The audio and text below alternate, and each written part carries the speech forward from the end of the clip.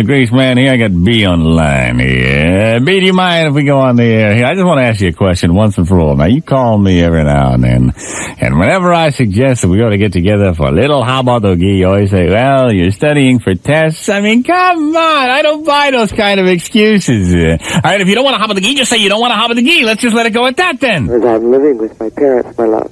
I don't care. All these excuses you have. Let me tell you something. If you really wanted the habadogi, you could cut 5, 15, 20 minutes out of the day. But no, I gotta study for tests. I'm living with my parents, for crying out loud. You say, Ma, I gotta go to the store and get some milk. I'll be back in a half an hour. I'm waiting around the corner in the Greasemobile. Habadal, boom. I'll even bring the milk you can take home. Greasemobile? That's right. If you were really interested in habadagagari, you wouldn't come up with these silly little excuses, B. Let's see, my love. If I'm going to habadogi, I want more than half an hour. Oh, God, get out of my face. What do you want, talking? You want me to talk to you? What? You want me to talk to you? No. What do you want, more than a half an hour of habadagagari? If you can't handle it.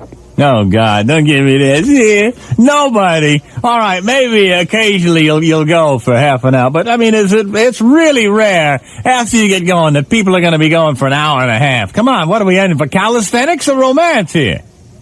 Called experimentation. Hey, I figure I'll give you the best 12 to 17 minutes of your life. And if that's not good enough, hey, it's every man for himself after that. I'm sorry, B. Let me be frank with you. I'm not one of these people. I don't claim to be a marathon man. I don't think that calluses is the sign of a good lover. I mean, I don't care to be soaked in sweat. You know, it's just like my daddy.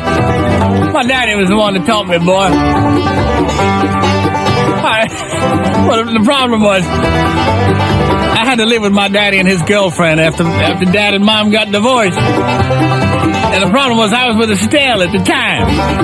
And you see, we only had one big bed. And so, every night, Estelle and I would get to use it first.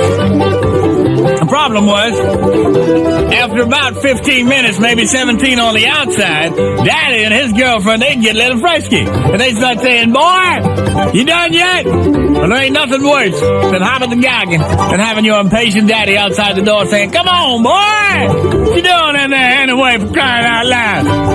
You know, so you try to concentrate, but you can't concentrate. I said, Daddy, give me a break! One time there I was, gritting my teeth, doing my best work. I happened to glance up and I see the door cracked open a little bit. There's Daddy's smiling face, nodding, saying, yeah, boy, yeah, get it, what you do, boy? I said, gotta get out, he shut that door! He shut that door! Estelle's all embarrassed, you know. It was awful. He said to me, you know, son, I wouldn't rush you. I tell you what, you let me and Nadine go first here. You let me and Nadine go first, and y'all can have it the whole night if you want.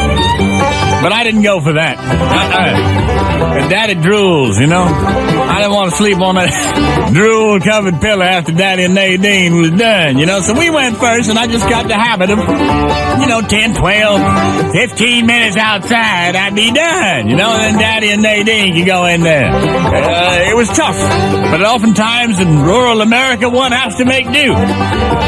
Finally, Daddy come up with an idea. He said, son, I know this is causing the trouble on y'all's relationship. So what I'm going to do is I'm going to hang me a curtain in the exact middle of that bed. And sure enough, he did. He put a curtain rod right in the ceiling and hung down a big old curtain. So that way we can go to bed at the same time. Daddy and Nadine be on one side of the curtain, I'd be on the other side with Estelle. Keep everything real nice, real civilized. I'd stick cotton in my ears, though. I didn't like listening to Daddy. I didn't want to hear that. I didn't want to hear none of that. I didn't want to hear no water buffalo. But we've been working like that for some time. It worked out pretty good. Except one time, air conditioner kicked on just right. When it did, the wind blew that curtain a little bit. And I glanced over there, and there was Daddy and Nadine enjoying Congress. But they wasn't moving. They both smoking Camels, relaxing. And And when they noticed there was no movement on the Posturepedic, they glanced over. They look at me, soaked in sweat, hair matted to the side of my face, Slim Jim half-eaten lying there on the pillowcase. Suddenly it became clear to me why they was doing this arrangement. Why them lazy, good-for-nothing suggested we do it like this. I look over, I said, Daddy, I bet you if we had a tandem bicycle and you was riding on the back, you wouldn't pedal out either, would you?